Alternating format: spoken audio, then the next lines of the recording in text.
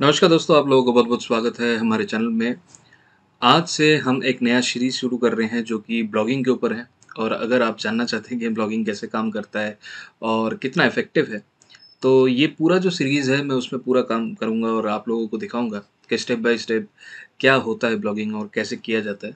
और behind the scene जो चीज़ें होती हैं उनको भी बताया जाएगा।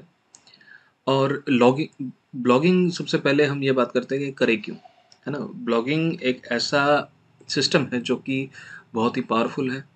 और इसमें अगर आप डेली रिकरिंग बेसिस पे मेहनत करते हैं तो आपको काफ़ी अच्छे एफर्ट्स और काफ़ी अच्छे इफ़ेक्ट्स भी देखने को मिलेंगे। लेकिन हर चीज़ करने का एक तरीका है, हर चीज़ करने का एक नियम है और हर चीज़ को करने का एक डिसिप्लिन फ़ॉलो करना पड़ता है। तो ऐसे ही ब्लॉगिंग में भी आपको एक डिसिप्लिन फ़ॉलो करना पड़ेगा। मैं आपको हर चीज़ बताऊँगा कि कैसे शुरुआत करनी है और कितने हायर साइट तक आप जा सकते हैं, ये सारी चीज़ें हम इस कोर्स में डिस्कस करेंगे।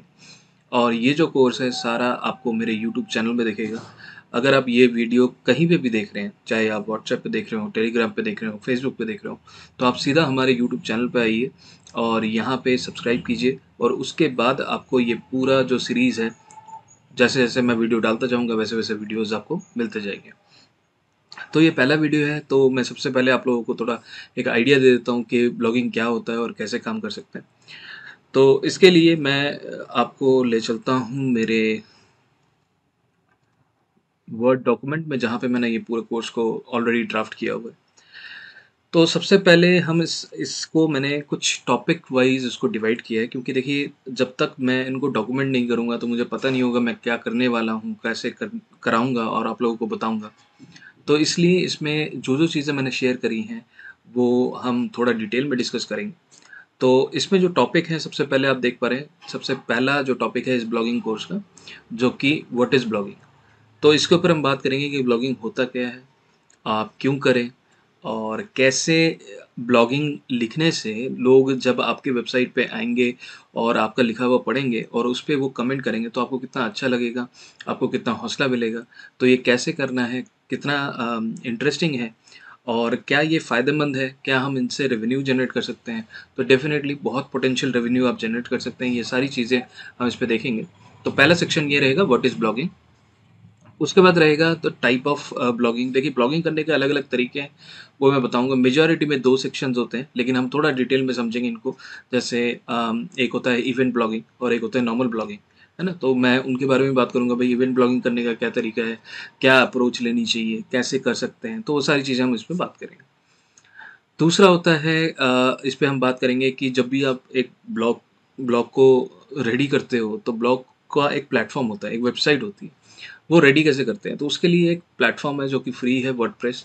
तो उसमें मैं आपको बताऊँगा कि कैसे आपको एक होस्टिंग परचेज़ करनी है और उसके बाद फ्री वर्डप्रेस के द्वारा आप अपनी ब्लॉगिंग मैं कहूँगा विदिन 30 मिनट्स आप डेवलप कर सकते हो और बना सकते हो। और आप जब चीज़ अपने हाथों से बनाते हो तो उसका एक अलग ही आनंद मिलता है। तो डेफ़िनेटली मैं आपको ये बताऊँगा कि कैसे आपको बनाना है, कैसे आपको आगे बढ़ना है। तो ये पूरी सीरीज़ में स्टेप बाय स्टेप मैं हर चीज़ आपको बताऊँगा। उसके बाद हम बात करेंगे उसी जो वेबसाइट हम बनाएँगे, वर्डप्रेस वेबसाइट बनाएँगे, उसका थीम होता है, मतलब वो लुक एंड फ़ील कैसे होगा, उसके कुछ बेसिक कस्टमाइज़ेशन है। देखिए, आप जब कंटेंट लिखेंगे, तो वो कंटेंट प्रॉपर अपीयर होना ज़रूरी है। तो उसमें अपीयरेंस में सिर्फ़ इतना ही नहीं कि वो देखने में सुंदर हो। कई बार आप देखोगे कंटेंट या वेबसाइट देखने में सुंदर नहीं है, लेकिन फिर भी वो लाखों रुपए कमा रहे हैं। क्यों? क्योंकि कंटेंट की वज़ह से। कंटेंट रैंकिंग की वजह से।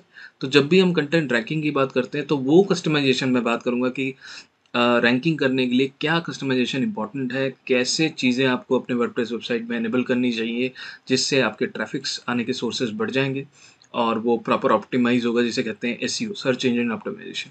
तो उसके बेसिक सेटिंग्स जो होती हैं वो सारी चीज़ें मैं कवर करूँगा।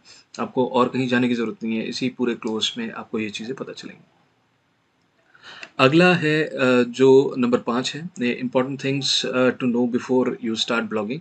इसमें कई ऐसी चीज़ें हैं जो आपको पता होना चाहिए, स्पेशली माइंडसेट वाइज़, कि कैसे करना है। कई लोगों को ऐसा लगता है कि ये रातों-रात हम अमीर हो जाएँगे इसमें, ऐसा नहीं है। हम कोई भी काम करना चाह रहे हैं, उसको हम लॉन्ग टर्म के लिए सोचते हैं और जब भी हम लॉन्ग टर्म की सोचते हैं, तो वो बहुत अच्छा काम करता है, बहुत इफ़ेक्टिव भी होता है।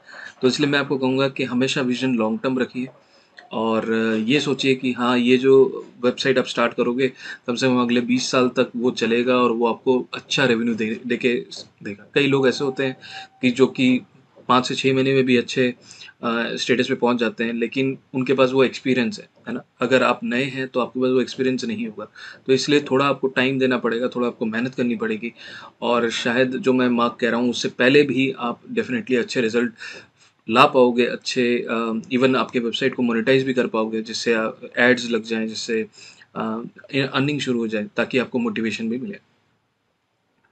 उसके बाद हम बात करेंगे डेफ़िनेटली डिटेल में कि क्या इवेंट ब्लॉगिंग होता है। उसके बाद नंबर 7 पे जो बात है दैट इज़ फाइंड अ निच। निच मतलब एक पर्टिकुलर टॉपिक होता है ब्लॉगिंग करने के लिए, तो आपको कैसे एक पर्टिकुलर टॉपिक के ऊपर लेना है, चाहे वो एंटरटेनमेंट इंडस्ट्री हो, चाहे वो फूड ब्लॉगिंग हो, है ना? या कोई एक पर्टिकुलर चीज़ जो आपको बहुत अच्छी लगती है, डे टू डे लाइफ में आप उसके लिए सोचते हो और उसके ऊपर कंटेंट लिखना चाहते हो, तो आप पहले सबसे पहले अपने एक टॉपिक को डिसाइड करोगे, किसके ऊपर आप लिखना चाहते हो।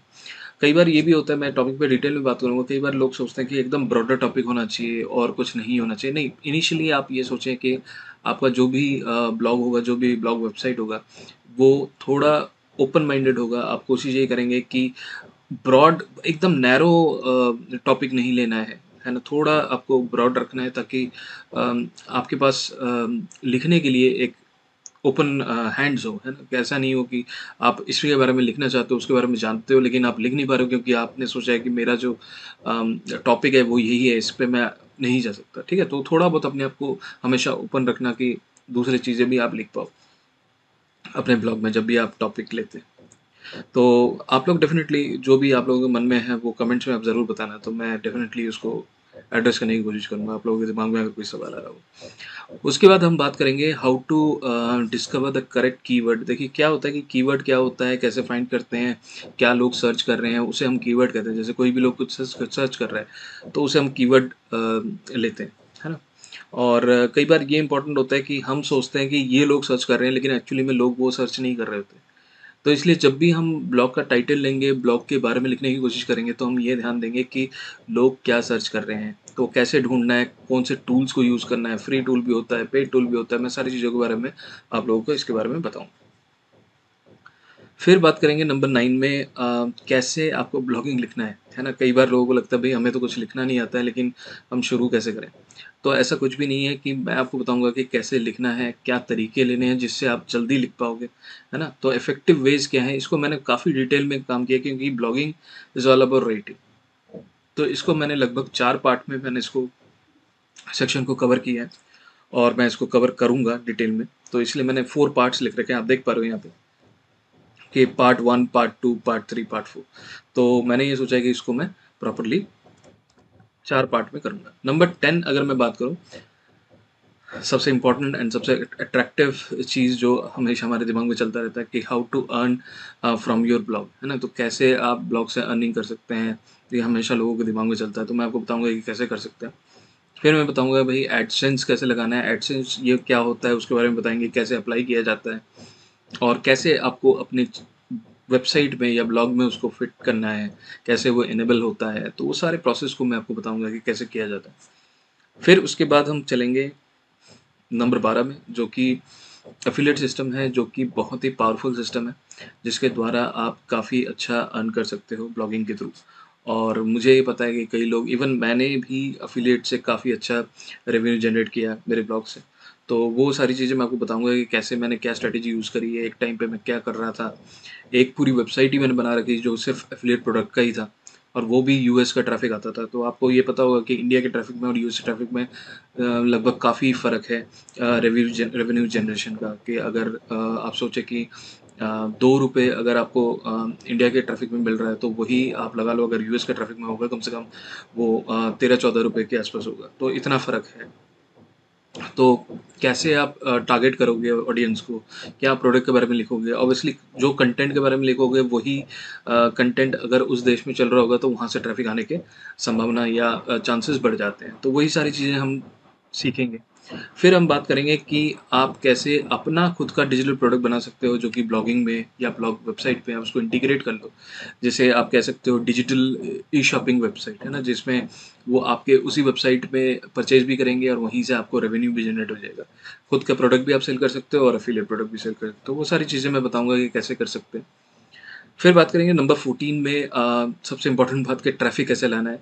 तो ट्रैफ़िक लाने के लिए हमें कुछ सिस्टम का फ़ॉलो करना पड़ेगा। ये देखिए, हम ऊपर से नीचे तक जो भी ये कर रहे हैं ना 13 तक, ये सब कुछ इम्पोर्टेंट है, उसके बाद हम ट्रैफ़िक पे फ़ोकस करेंगे।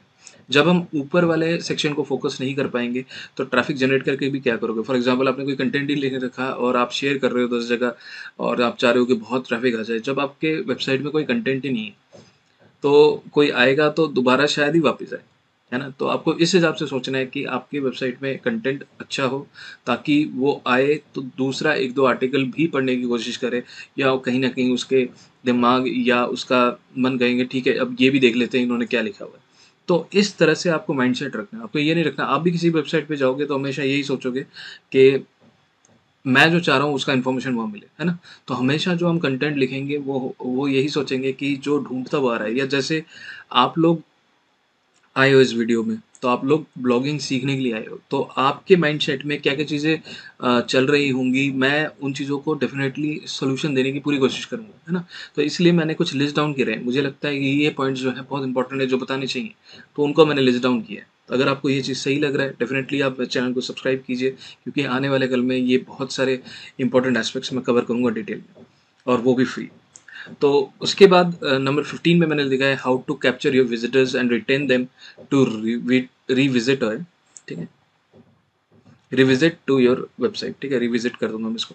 तो रिविजिट मतलब क्या है कि आप चाहते हो कि आपके वेबसाइट में कोई ना कोई आता है और उसके बाद वो शायद ही दोबारा वापस आए। तो हम कुछ ऐसा सिस्टम सेट करेंगे जैसे पहले ज़माने में लोग ज़्यादातर करते थे न्यूज़लेटर्स, है ना? Email marketing. तो मैं ईमेल मार्केटिंग को उतना इम्पोर्टेंस नहीं देता हूँ, ठीक है? मैं अपने तरीके आपको बताऊँगा कि मैं क्या सोचता हूँ और कैसे उसको मैं करने की कोशिश करता हूँ ताकि एक बार अगर हम किसी यूज़र को कैप्चर कर लेते हैं, तो अगली बार जब हम कंटेंट नया कुछ बनाएँगे तो डेफ़िनेटली हम उसको एक नोटिफ़िकेशन भेजेंगे।